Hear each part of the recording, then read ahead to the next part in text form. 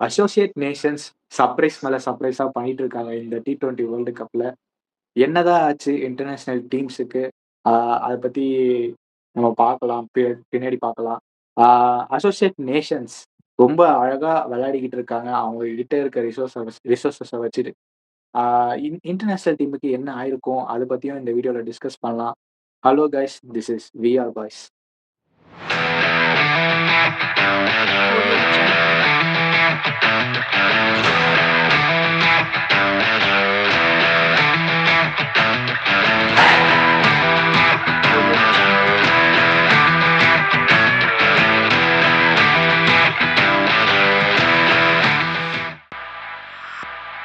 இன்னைக்கு நம்ம இத பத்தி தான் பார்க்க போறோம். அசோசியேட் நேஷன்ஸ் சர்ப்ரைஸ் பண்ணியிருக்காங்க. நெறைய பிக் டீம்ஸ இன்டர்நேஷனல் டீம்ஸ் நெறைய பேர் ஸ்ட்ரகிள் பண்றாங்க அசோசியேட் நேஷன்ஸ் கூட. என்னென்ன நடந்துச்சுன்னு ஒரே வீடியோவா நம்ம பார்த்துரலாம். ஃபர்ஸ்ட் மேட்ச் வந்து நெதர்லாண்ட்ஸ் வெர்சஸ் பாகிஸ்தான். ஆ நெதர்லாண்ட்ஸ் சொல்லப்போனா பாகிஸ்தான பயமுறுத்தி விட்டாங்க. கிட்டத்தட்ட நெதர்லாண்ட்ஸ் வந்து 147க்கு ஆல் அவுட்டு. 19.5 அதாவது 1 பால் ஸ்பேர்ல. அதுக்கப்புறம் பாகிஸ்தான் வந்தாங்க. வந்து அவங்களுமே 148 அடிச்சாங்க. 7 விக்கெட் லாஸ். 19த் ஓவர்ல தான் முடிச்சாங்க. இத பத்தின உங்க கருத்துக்கள் என்ன Karthi? Pakistan first match struggle ஆனாங்க நெதர்லாண்ட்ஸ் கூட. ஒரு அசோசியேட் நேஷனா நெதர்லாண்ட்ஸ் சூப்பரா ஆடிருந்தாங்க அந்த மேட்ச். எனக்கு இன்னும் கூட ஃபீல் ஆகுது அந்த மேட்ச் நெதர்லாண்ட்ஸ் ஜெயிச்சிடலாமோன்ட்டு. ஏன்னா எதனால சொல்றேன்னா வந்து ஒரே ஒரு கேட்ச் மேட்சையே மாத்திருச்சு தலைகீழ. அது வந்து கொஞ்சம் டஃப்பான சான்ஸ்ன்னு சொல்ல மாட்டேன். அது பிடிச்சிருக்க வேண்டிய கேட்ச் தான். ஆனா லாங் ஆன்ல வந்து விட்டுட்டாங்க. சாரி, லாங் ஆன்ல இல்ல, லாங் ஆஃப்ல ஒரு கேட்ச் போச்சு. அன்பார்ச்சுனேட்டா அந்த கேட்ச வந்து ஒரு நல்ல பிளேயர், நெதர்லாண்ட்ஸோட நல்ல பேட்ஸ்மேன் வந்து விட்டாரு. அந்த கேட்ச பிடிச்சிருந்தா என்ன நடந்திருக்கும்னு தெரியல. அதை பார்த்து நிறைய டீம் இன்ஸ்பயர் ஆயிருப்பாங்க. ஓகே, பாகிஸ்தானையும் நம்மளால பீட் பண்ண முடியும் அப்படின்னு ஒரு பிலீஃப் வந்திருக்கும்னு தோணும். ஆனா பட் அன்பார்ச்சுனேட்டா அவங்களால வர முடிஞ்சது நெதர்லாண்ட்ஸ். எனக்கு இன்னோட நெதர்லாண்ட்ஸ் வந்து ஒரு டீமை தோக்கடிப்பாங்கன்னு தோணுது. நான் எக்ஸ்பெக்ட் பண்றேன் ஏதோ ஒரு பெரிய டீம் அப்செட் பண்ணிட்டு தான் அவங்க டாடா பை பை சொல்ல போறாங்கன்னு தோணுது இந்த வேர்ல்டு கப். ஆனா பாகிஸ்தான் ஒரு சொல்ல நம்ம நினைச்ச மாதிரி தான் விளையாடுறாங்க. Pakistan doing Pakistan things, Netherlands doing Pakistan things. அது என்னமோ உண்மைதான். அந்த ஃபர்ஸ்ட் மேட்ச் பார்க்கும்போது லிட்டரலா அவங்க வந்து பாகிஸ்தான் வந்து எப்படி ஒரு பயத்திலேயே இருந்தாங்க. ஐயையோ! போயிருமோன்ட்டு 19த் ஓவர்ல வந்து முடிச்சாங்க. அதுவும் நெதர்லாந்து மாரி ஒரு அசோசியேட் டீம் கூட. ஃபஹீம் அஷ்ரஃப் தான் காப்பாத்தி விட்டாரு. இல்லைன்னா கொஞ்சம் பிரச்சனை சிக்கலா போயிட்டு இருக்கும் பாகிஸ்தானுக்கு எனக்கு தெரிஞ்சு. ஒரு 2 6 போச்சு கடைசியா. அந்த கேட்ச் பிடிச்சிருந்தா அங்கேயே ஓவர். அவர் விக்கெட்டும் போயிருக்கும் எனக்கு தெரிஞ்சு. அது கொஞ்சம் ஃபீல்டிங் மிஸ்ஸஸ் தான் வந்து இந்த கேம் அவங்களை காசு பண்ணிச்சு. இல்லைன்னா வின் பண்ணியிருந்தாங்கன்னா பாகிஸ்தானோட மொராலே கீழே போயிட்டு இருக்கும் எனக்கு தெரிஞ்சு இந்த வேர்ல்டு கப்ல. நெக்ஸ்ட் சர்ப்ரைஸான மேட்ச் ஒண்ணு. இன்டர்நேஷனல் டீம சர்ப்ரைஸ் பண்ண ஒரு டீம் வந்து ஸ்காட்லாந்து வெஸ்ட் இண்டீஸ் கூட ஆடின மேட்ச். அந்த மேட்ச் பார்த்தியா? வெஸ்ட் இண்டீஸ் 182க்கு 5, ஸ்காட்லாந்து ஆல்மோஸ்ட் 147 அடிச்சிட்டாங்க. ஆனா ஆல் அவுட். அந்த மேட்ச் பார்த்தல நீ? அந்த மேட்சை நான் பார்த்தேன். அதுல வந்து என்ன பிரச்சனைனா வந்து நல்லா விளையாடிட்டு இருந்தாங்க. கரெக்டா நான் ஜியோ ஹாட் ஸ்டாரை வந்து ஓபன் பண்றேன். 2 பேர் சூப்பரா பேட்டிங் ஆடி இருந்தாங்க. ஸ்கோர் கீழே பார்த்தேன். Tom Bruce and Richie Berrington 2 பேர் ஆடிட்டு இருந்தாங்கன்னு நினைக்கிறேன். அது அவங்க 2 பேர் விளையாடிட்டு இருந்தாங்க. அடுத்த பால் பாக்குறேன். முதல் பால் போட்டாரு ஜேசன் ஹோல்டர். ஒரு ஷார்ட் பால் எங்க வேணா அடிச்சிருக்கலாம். ஆஃப் சைட்ல நேரா கேட்ச் ஊத்துறாரு திருப்பிட்டு ஷமார் ஜோசப் கீழ. அதுக்கப்புறமா கொஞ்சம் ஸ்பின் ஷோ போட்டு மிடில் ஓவர்ஸ்ல முடிச்சிட்டாங்க மேட்சை. ஆனாலும் அந்த மேட்ச்ல ஸ்காட்லாந்து பாத்தீங்கன்னா ஆல்மோஸ்ட் ஒரு 14 ஓவர்ஸ்ல 140 ரன்ஸ்ல இருந்தாங்க. ஒரு 3 விக்கெட்ஸ் லாஸ் பண்ணியிருந்தாங்க. அங்க இருந்து அப்படியே ஒரு மாதிரி கேம் கீழே போயிடுச்சு. பட் நல்லா பண்ணியிருந்தாங்க. அவங்களோட கேப்டன் ரிச்சி பெரிங்டன் ஒரு நல்ல இன்னிங்ஸ் ஆடி இருந்தாரு அந்த மேட்ச்ல. அவர் ஒரு 50 ரன்ஸ் அடிச்சிருந்தாரு. டாம் ப்ரூஸ் நியூசிலாந்துல இருந்து இங்க மைக்ரேட் ஆகி ஆடுற அந்த பிளேயரும் நல்லா விளையாடி இருந்தாரு. குதகேஷ் மோட்டி, அகில் ஹுசைனால அவங்களால தாக்கு பிடிக்க முடியல அவங்களோட போலிங். சுழல்ல சிக்கிட்டாங்க ஸ்காட்லாந்து. ஆனா ஒரு பயம் காட்டிட்டாங்க வெஸ்ட் இண்டீஸ்க்கு ஒரு சமயத்துல. ஐயோ, என்னல இவங்க 10 ரன் ஒரு ஓவர் ஆடுறாங்களே, நம்மள ஒருவேளை ஜெயிச்சிருவாங்களோ அப்படின்ற மாதிரி மைண்ட்ல டவுட் இருந்தது. ஆனா வந்து கடைசியில கிட்ட போனாங்க. ஒரு கால் வச்சாங்க, இன்னொரு கால் வைக்க முடியல ஸ்காட்லாண்டுக்கும். ஒரு பெரிய டீம் சொல்றேன். அந்த பெரிய டீம ஃபர்ஸ்ட் ஒரு 8 ஓவர்ல பொட்டலம் கட்டி வச்சிருந்தாங்கன்னு தான் சொல்லணும். இந்தியா விசஸ் USA அவங்களோட ஃபர்ஸ்ட் மேட்ச் இந்தியா கூட. எப்படி இருந்தது அந்த மேட்ச்? அது ஃபர்ஸ்ட் 4 விக்கெட் டப்புன்னு எடுத்தாங்க. கடைசியா ஒரு இன்ஜுரி ரீசன்ஸ்னால யுஎஸ்ஏ கிட்ட இருந்து அந்த மேட்ச் கையில இருந்து போயிடுச்சு. லாஸ்ட் ஓவர் பிளண்டர் அத பத்தி அப்படியே சொல்லிரு. லாஸ்ட் ஓவர் பிளண்டர் வந்து நடந்தது இந்த மேட்ச்ல. ஆமா. அந்த அந்த மேட்ச் அதான் ஆக்சுவலி யுஎஸ்ஏ இந்தியா மேட்ச் வந்து நான் எக்ஸ்பெக்ட் பண்ணது டிவில எல்லாம் போட்டுட்டு இருந்தாங்க. 300 இஸ் லோடிங், 400 இஸ் லோடிங் அப்படி இப்படின்னு போட்டுட்டு இருந்தாங்க.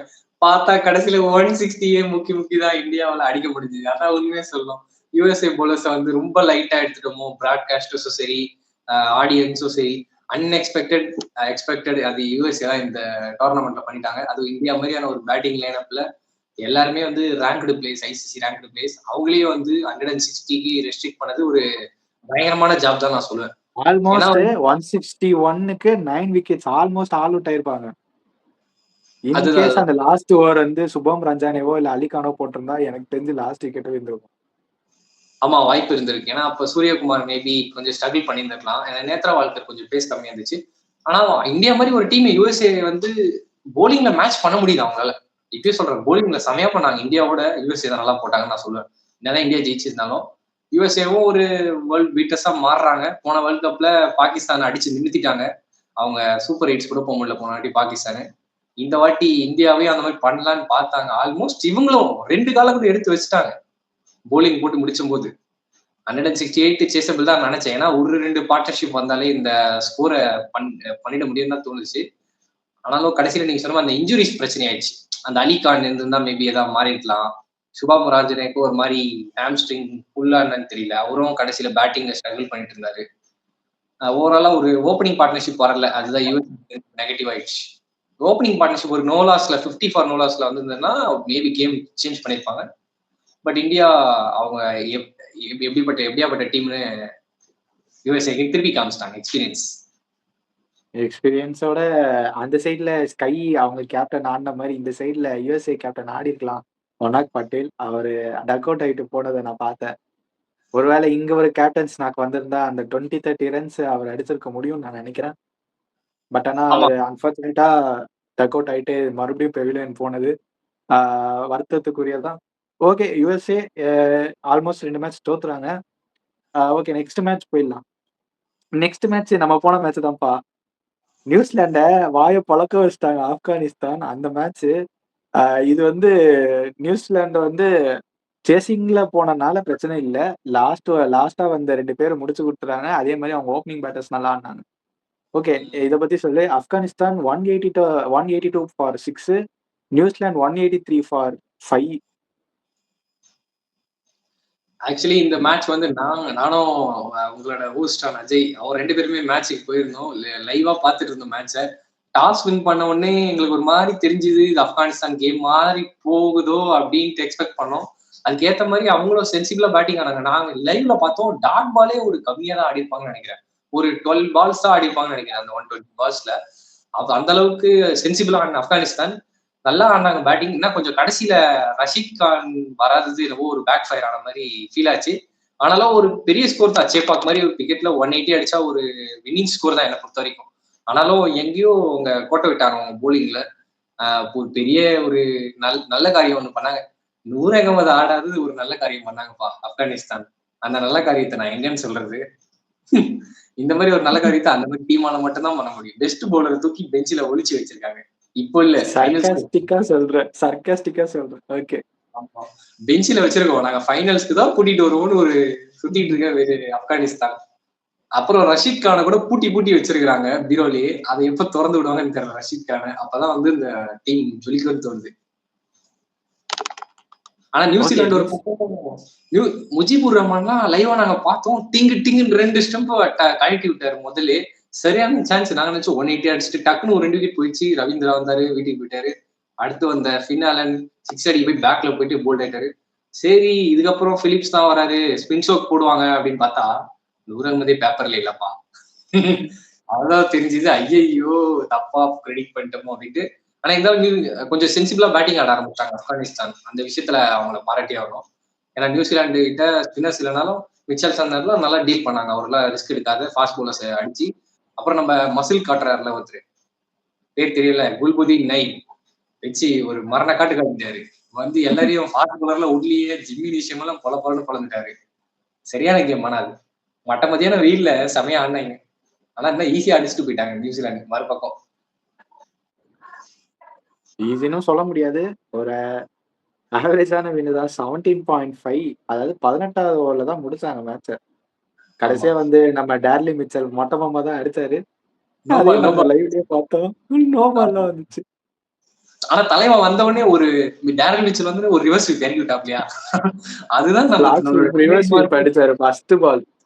ஆமா, வந்த உடனே நீ போடு ஆஃப் ஸ்டெப்ல ஒரு ரிவர்ஸ் ஸ்வீப் இறக்கு. அங்க ஃபீல்டரே வைக்க மாட்டாங்க. ஏன்னா அது வந்து கிரிக்கெட்ல 2 பேர் தான் பின்னாடி இருக்கணும், அந்த கீப்பர் பின்னாடி. அந்த ரூல்னால விட்டாரு ஒரு ரிவர்ஸ் ஸ்வீப். தலைவனோட favourite shot Daryl Mitchell. Winning ரன்ஸா ஒரு தான் அடிச்சாரு. அடிச்சுட்டு ஜாலியா இப்படி கையெல்லாம் தூக்கிட்டு போனாரு. அடிச்சது 15 எவ்வளவுதான். ஆனா தலைவன் வந்து பண்றது செஞ்சுரி போட்ட மாதிரி பண்ணாரு Daryl Mitchell. Okay, next Marina பீச்ல உட்காந்துட்டு இருக்கும்போது மேட்ச் பார்த்தேன். இந்த மேட்ச் முடிச்சுட்டு வந்ததுக்கு அப்புறம், லைவ் முடிச்சுட்டு வந்ததுக்கு அப்புறம் நாங்க மெரினா பீச்ல சாப்பிடலான்னு போகும்போது இந்த மேட்ச் பார்த்தோம். மேட்ச் பார்க்கும்போது எனக்கே சர்ப்ரைஸா இருந்தது. இங்கிலாந்து வெர்சஸ் நேபாள் அந்த மேட்ச்.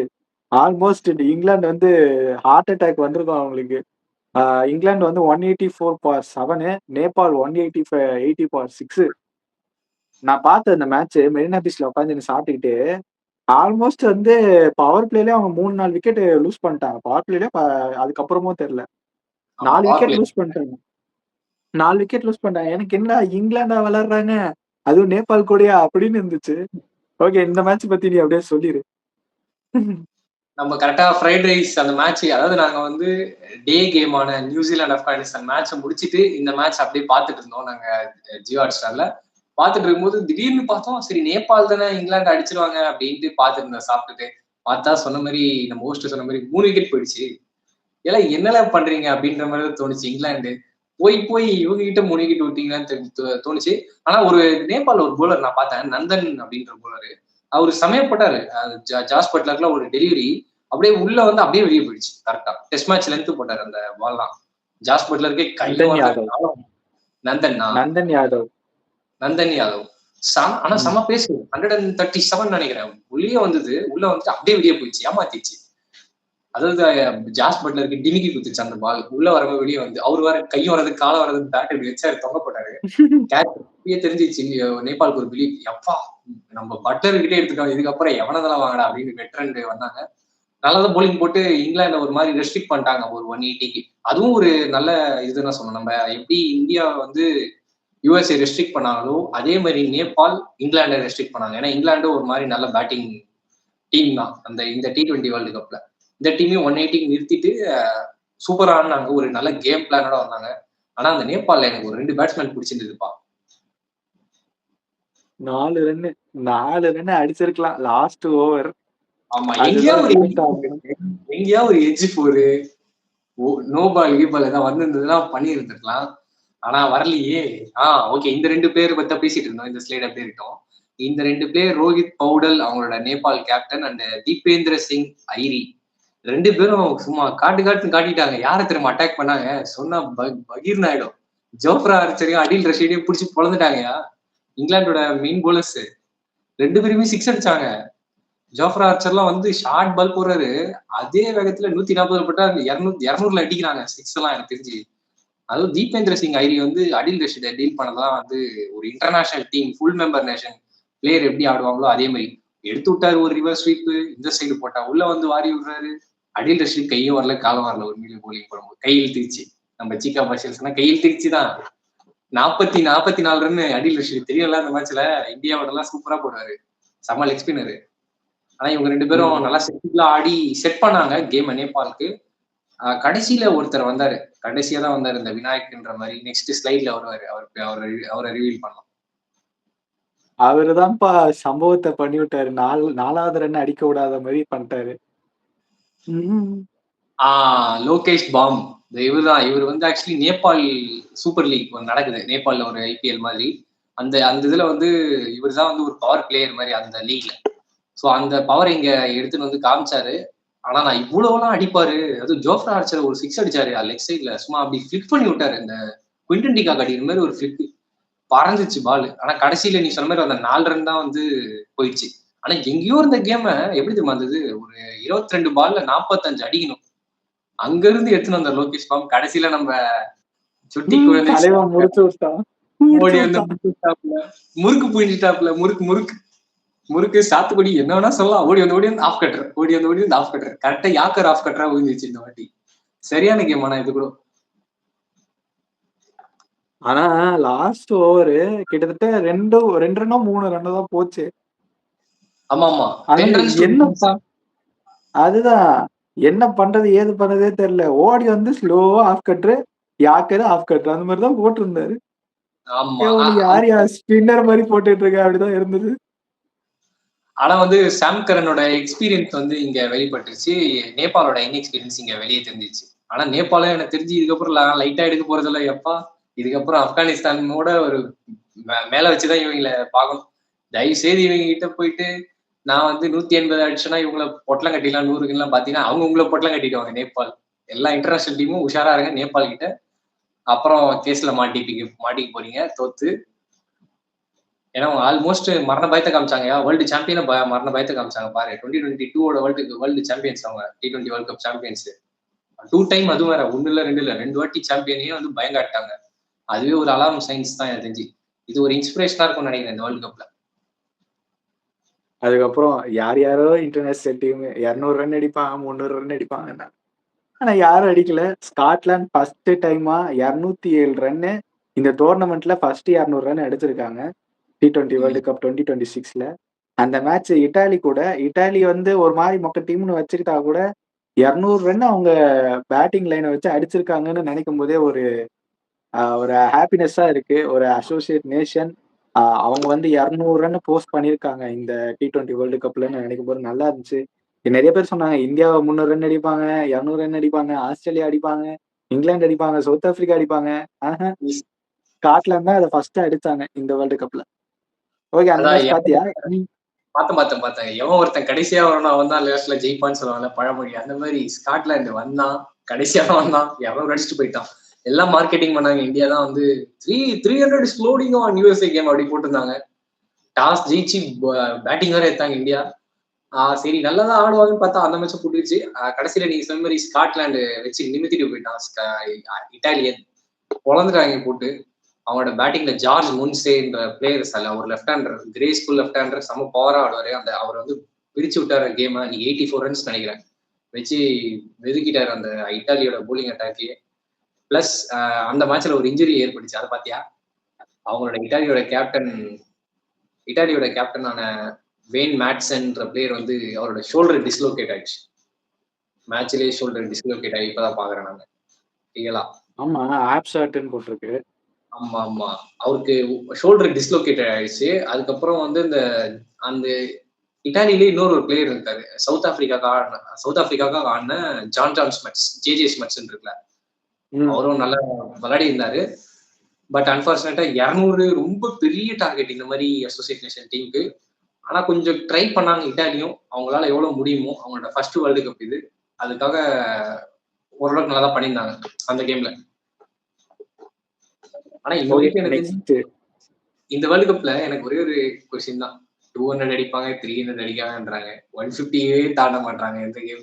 பாத்தியா நீயும்? ஸ்ரீலங்காலாம் ரொம்ப மோசம். ரெண்டே டீம் தான் 200 ரன் அடிச்சிருக்காங்க. மிச்ச எல்லா டீமும் வந்து 180 170 160 150. ஆமா ஆவரேஜா 160. ரெண்டாவது டீம் சொல்லிடுறேன். சவுத் ஆப்பிரிக்கா 213 ரன்னு இந்த T20 வேர்ல்டு கப்ல ரெண்டாவது அடிச்சிருக்காங்க. கனடா ஒரு அசோசியேட் நேஷன் தான். பட் ஆனாலும் அந்த அளவுக்கு பவர் கேம் அவங்ககிட்ட இல்லைன்னு தான் நான் நினைக்கிறேன். நீ என்ன சொல்ற? சவுத் ஆப்பிரிக்கா அவ்வளவு பொழந்திருக்காங்க. அந்த அளவுக்கு கனடாக்கும் வந்து எக்ஸ்போஷர் ரொம்ப கம்மி. நம்ம நேபாள் அளவுக்கு எல்லாம் சொல்ல முடியாது அவங்க கிட்ட டேலண்ட். ஆனா இருக்கிறத வச்சு ஏதோ பண்றாங்க அவங்க. 200க்கு ரெஸ்ட்ரிக்ட் பண்ணதே நல்லதுதான் தோணுது. 300 கொடுக்காது நல்லதுப்பா. மார்க்கெட்டிங் பண்றது எப்படியாச்சும் நிறுத்தனால. ஸ்ரீலங்கால இன்னும் சுத்தம் ஸ்கோரே வரமாட்டேங்குது. ஸ்ரீலங்கால எவ்வளவுதான் அடிச்சாலும் ஸ்கோரே வரமாட்டேங்குதுன்ற மாதிரி பாலே ஸ்லோவா தான் வருது. ஃபாஸ்டா போட்டது ஸ்லோவா தான் வருது. ஸ்லோவா போட்டது ஸ்லோவா தான் வருது. அந்த மாதிரியான பிச்சா இருக்கு. இந்தியாவில தான் எனக்கு தெரிஞ்சு அந்த 200 பிரீச் ஆச்சுன்னு நினைக்கிறேன். இந்தியாவில அந்த மேட்சஸ் மட்டும். அகமதாபாத்ல ஒண்ணு சவுத் ஆப்பிரிக்காவோட சவுத் ஆப்பிரிக்கா கொல்கட்டா ஒண்ணு அதுதான் ரெண்டுமே இந்தியன் கிரவுண்ட்ஸ்ல ஓகே 200 பிரீச் ஆச்சு. நல்ல ரன் ஸ்கோரிங் ரன் ஃபீஸ்டா இருந்துச்சு. ஆனா ஸ்ரீலங்கா பக்கம் போனோம்னா அமைதியா பாக்குறாங்க. ஆனா கேம்லாம் அந்த அளவுக்கு இன்ட்ரெஸ்டிங்கா இல்ல. கொஞ்சம் க்ளோஸ் கான்டெஸ்ட் மாதிரி போகுது. ஸ்டில் பெரிய டீம் தான் வின் பண்ணிருக்காங்க. இந்தியால தான் அந்த சர்ப்ரைஸ் எல்லாம் நடந்துச்சு. பெரிய டீம் பிக் டீம் எல்லாம் வந்து கொஞ்சம் மண்ணை கவர சுச்சுவேஷன் போயிட்டு மண்ணை கவ்வி ஆல்மோஸ்ட் ஜெயிச்சிருக்காங்க. கொலம்போல இருக்கிறது பெரிய டீம்னா பாகிஸ்தான், ஸ்ரீலங்கா. அது 2 தான் கொலம்போல ஆடிதான் அசோசியேட் தான். ஆஸ்திரேலியா வந்து இன்னைக்கு ஆடினாங்க. அது வந்து அயர்லாண்ட பொசுக்கிட்டாங்க, எரிச்சிட்டாங்கன்னு சொல்லலாம் அயர்லாண்ட.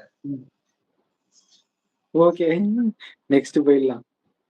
நெக்ஸ்ட் வந்து யுஏஇ நியூசிலாண்ட சர்ப்ரைஸ் பண்ணியிருக்காங்க. 173 ரன்ஸ் 6 விக்கெட் லாஸ்ல 20 ஓவர் ஆடி இருந்தாங்க. நியூசிலாண்டால வெறும் 6 விக்கெட் தான் யுஏஇ எடுக்க முடிஞ்சிருந்தது. ஆனா வந்து யுஏஇ கிட்ட பவுலிங் இல்லையா என்னன்னு தெரியல. அந்த ஓப்பனிங் பேட்டர்ஸே 175 அடிச்சிட்டாங்க 15 ஓவர்ல. அந்த மேட்ச் பாத்தியா? சென்னையில தான் நடந்தது. சேப்பாக்ல தான் நடந்துச்சு. சேப்பாக்ல எனக்கு தெரிஞ்சு செம சர்ப்ரைஸா இருக்கு. எப்பயுமே 160 மேல போவாது. ஆனா 180 வந்து ஒரு அசோசியேட் நேஷன் அடிக்கிறாங்கன்னா அந்த அளவுக்கு என்னால பேட்டிங் விக்கெட் இம்ப்ரூவ் ஆயிருக்கா, பேட்டிங் ஆடுறதுக்கு விக்கெட் இம்ப்ரூவ் ஆயிடுச்சா, இல்ல இந்த டீமோட பேட்டிங் குவாலிட்டி இம்ப்ரூவ் ஆச்சான்னு எனக்கு தெரியல. அதுதான் என்னோட கொஸ்டின். லைவ்ல முஜிப் போடும்போது நான் ஸ்பின் ட்ராக் ஏதோ குத்துட்டாங்களா, ஐபிஎல் ஸ்பின் ட்ராக் வரப்போதா அப்படின்னு நினைச்சேன். அது ஏதோ பேட்டிங் ட்ராக் மாதிரி இருக்கு பார்க்க லைட்டா.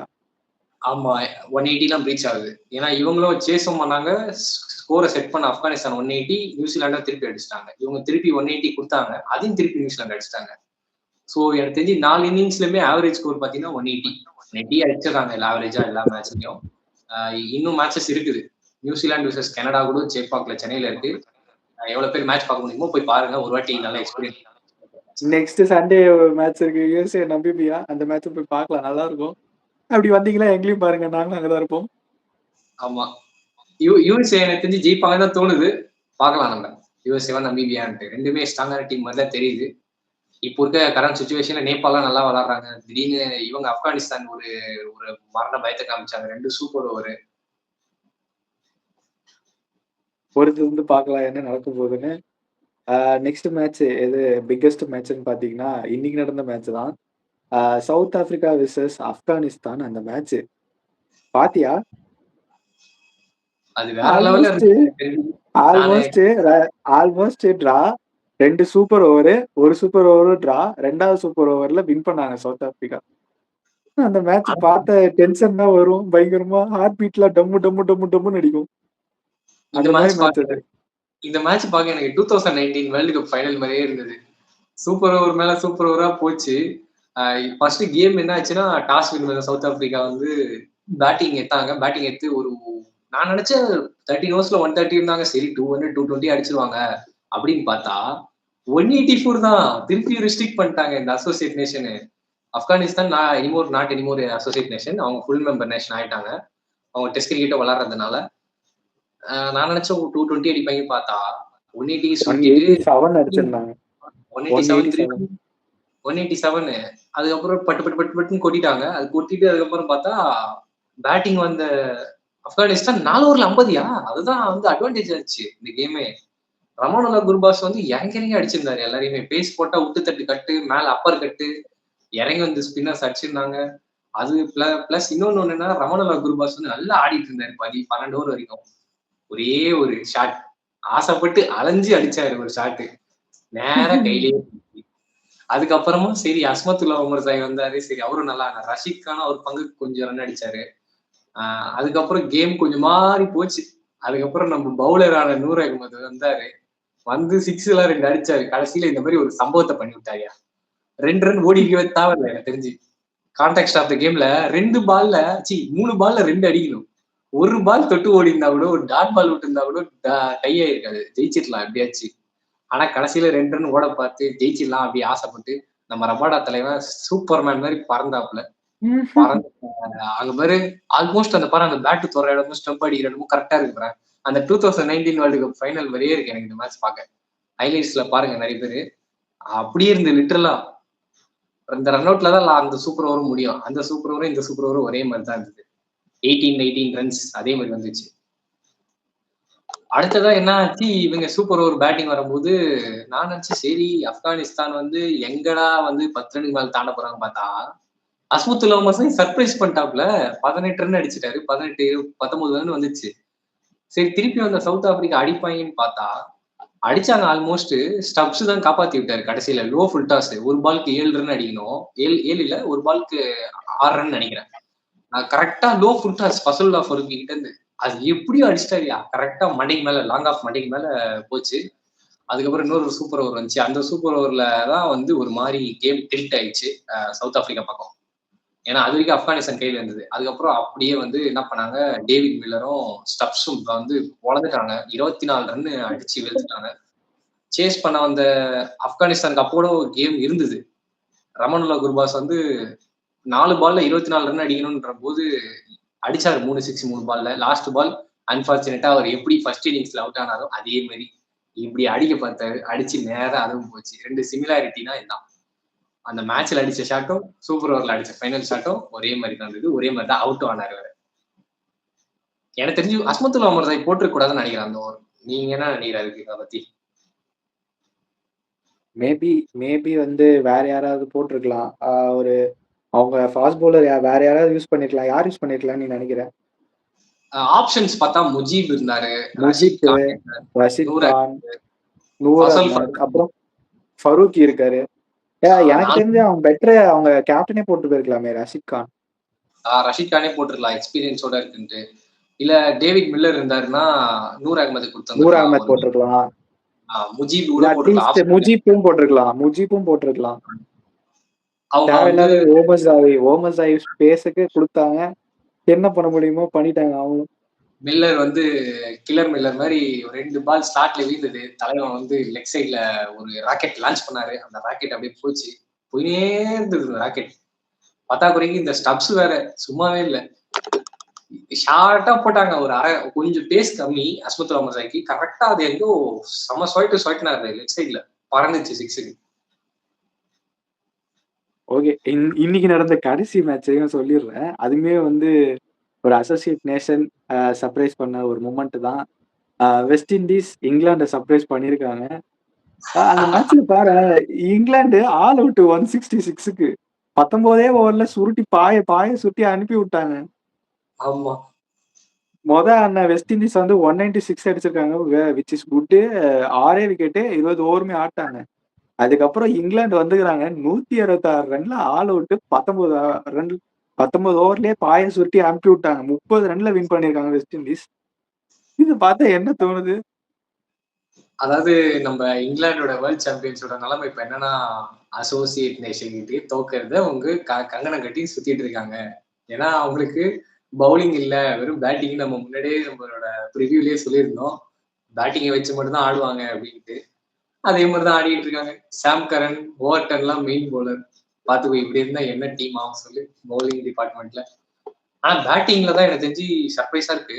இவ்வளவு பெரிய கடபார பேட்டிங்ல எனக்கு வச்சோம் இவங்களால 166 தான் அடிக்க முடியுதுன்னா தெரியலப்பா எனக்கு. அந்த அளவு வெஸ்ட் இண்டீஸ் பவுலிங் அந்த அளவுக்கு பயமா இருந்தது. ஸ்பின்னர்ஸ் நல்லா போட்டாங்க, ஒத்துக்கிறேன். ஸ்பின்னர்ஸ் நல்லா போட்டாங்க. குதகேஷ் மோட்டி, அகில் ஹுசேன், அப்புறம் அந்த ராஸ்டன் சேஸ் யூஸ்ஃபுல்லான ஆல்ரவுண்டர். மற்றபடி ஃபாஸ்ட் பவுலர்ஸான ஹோல்டர், ஷெப்பர்ட் அண்ட் இன்னொரு பவுலர் ஷமார் ஜோசப், இவங்களெல்லாம் வந்து டார்கெட் பண்ணிருக்கலாம்.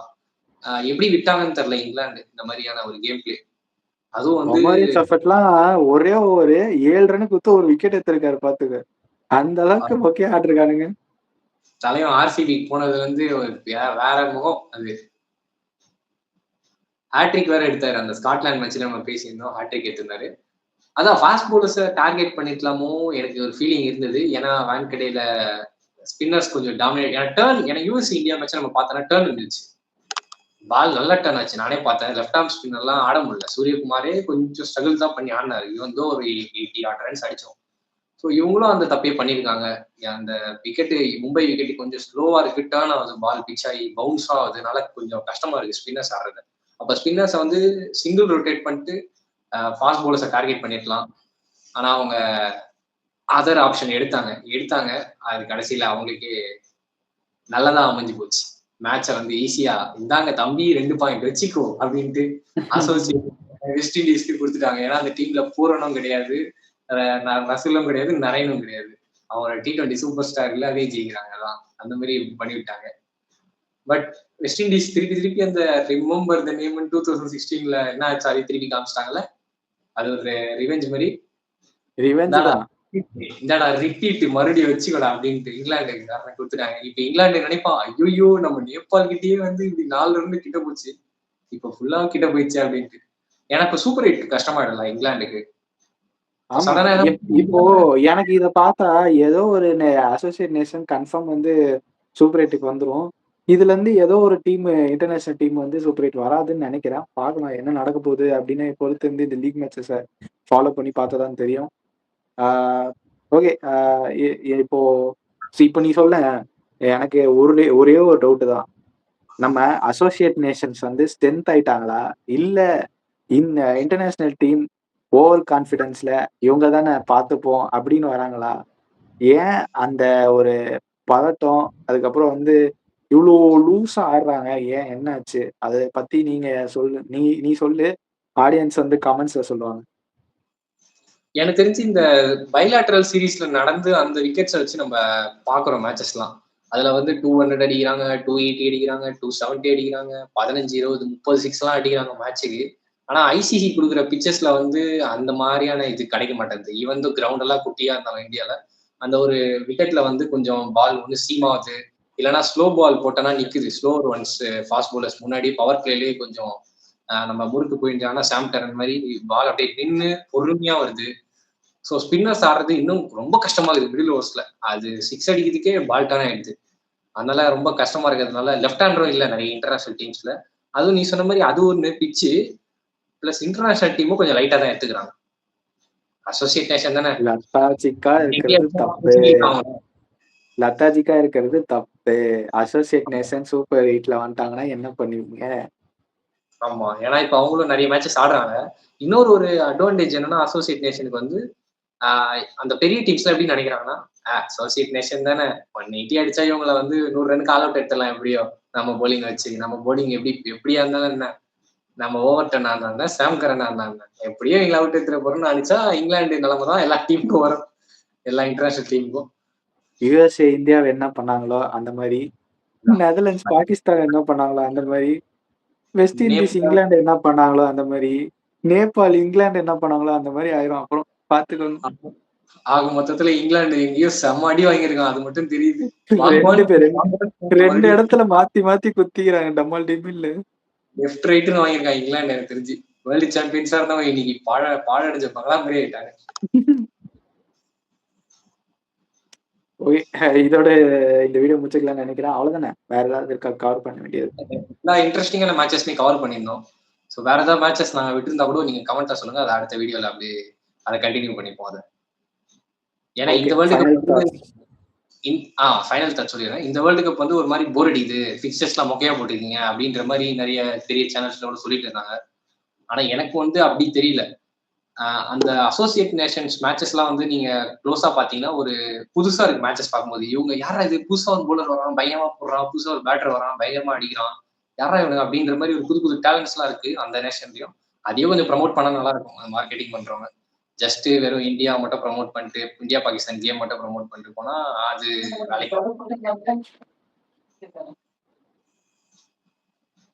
ஸோ அதான் அந்த அசோசியேட் நேஷன்லாம் வந்து சூப்பரா விளையாட ஆரம்பிச்சிட்டாங்க. பெரிய டீம்ஸ் தயவு செய்து அவங்கள வந்து 180 அடிச்சிட்டா இவங்களை பொசிக்கலாம் 100 கால் அவுட் எடுக்கலாம் நினைச்சீங்கன்னா நீங்க தான் 100 கால் அவுட் ஆயிடுவீங்க திருப்பி. ஏன்னா எல்லா டீமோட அசோசியேட் நேஷன் டீமோட போலிங்லாம் செமையா இருக்கு. 2 நல்ல ஸ்பின்னர் வச்சுன்னு வராங்க எல்லா டீமுமே, ஃபாஸ்ட் போலிங் இல்லைனாலும். இப்போ அதை வச்சு ஸ்பின் ஷோக் போட்டு உங்களை வெறுப்பேத்தி அவுட் எடுத்துறாங்க பெரிய டீம் எல்லாம். அதுக்கு இந்தியா தான் பர்ஃபெக்ட் எக்ஸாம்பிள். ஆடாட விக்கெட் விழுந்துனே இருந்தது அன்னைக்கு 10 ரனுக்கு. அது டாக்டிக்கல் எரர் தல. Back to back left handers தான் வந்தாங்க. அது டாக்டிக்கல் எரர். அது நம்ம எதுவும் பண்ண முடியாது. அதை விட்டுரு. ஓகே, நான் ஒரே ஒரு கொஸ்டின் கேட்குறேன், கடைசி கொஸ்டின். இது வந்து ஃபேன்ஸுக்கும் தான், நீங்க கமெண்ட் பாக்ஸ்ல சொல்லுங்க இந்த கொஸ்டினுக்கு ஆன்சர். இன்கேஸ் இதுல இருந்து எந்த அசோசியேட் டீம் வந்து செமிஸோ இல்ல ஃபைனலோ ஆடுற மாதிரி இருந்தா நீங்க எந்த அசோசியேட் டீம் நீங்க சொல்லுவீங்க? ஆப்கானிஸ்தான் தவிர. ஆப்கானிஸ்தான் தவிர எனக்கு தெரிஞ்சு நான் நேபாள் ஒன்று சொல்லுவேன். நேபாள், அது கூட வந்து இன்னொரு ஒரு டீம்னா நெதர்லாண்ட்ஸ் சொல்லலாம். அவங்க 2 பேருமே வந்து ஒரு மாதிரி ஏதோ ஒரு வச்சிருக்காங்க அந்த டீமுக்குள்ள, ஏதோ ஒரு சரக்கு இருக்கு. வெளியே காமிச்சிருவாங்கன்னு தோணுது தெரிஞ்சு. யாரோ ஒருத்தர் பெரிய அப்செட் வாங்கின்னு இந்த வேர்ல்டு கப்ல எக்ஸீட் ஆக போறாங்க பெரிய டீம். அது எனக்கு தெரிஞ்சு இங்கிலாந்து குரூப்ல கன்ஃபார்மா இங்கிலாண்டா தான் இருக்க போகுது. அது மட்டும் இப்பயே தெரியுது எனக்கு. ஏன்னா இப்ப அடுத்து ஜெயிக்க போற மேட்ச் வந்து ரொம்ப குரூஷியல். இங்கிலாந்து எங்கேயோ எப்படியோ வீழ்ந்துட்டாங்கன்னா காலி அவங்க வெளியே போயிடுவாங்க. வெஸ்ட் இண்டீஸ்க்கு ஜாக்பாட்.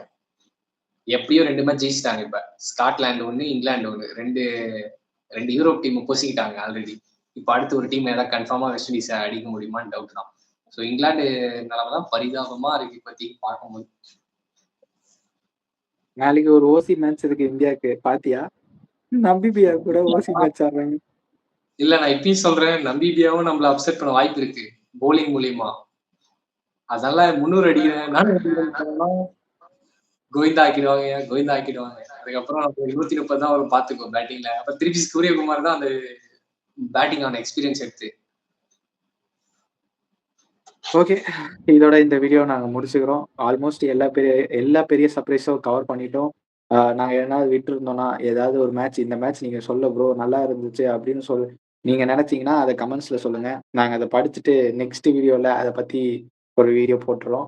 ஆ அதுக்கப்புறம் உங்களோட சப்போர்ட், அதுக்கப்புறம் நீங்க பண்ற கமெண்ட்ஸ் எல்லாமே படிச்சுட்டு தான் இருக்கோம். ஃபீட்பேக்ஸ் இருந்தா ஷேர் பண்ணுங்க. ஆ இந்த சேனல புடிச்சிருந்தா சப்ஸ்கிரைப் பண்ணுங்க. உங்க ஃப்ரெண்ட்ஸுக்கும் ஷேர் பண்ணுங்க. இதோட நான் உங்கள நாளைக்கு இன்னொரு வீடியோல சந்திக்கிறேன். பாய்.